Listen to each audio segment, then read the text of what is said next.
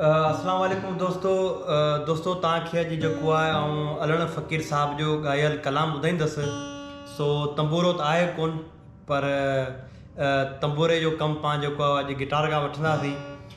ऐं ना ई को प्रोफेशनल जेको आहे उहो राग जे बारे में को अहिड़ो ॼाणियां थो, शौक़िया ई ॻाईंदो या तव्हांखे अॼु ॿुधायां थो। सो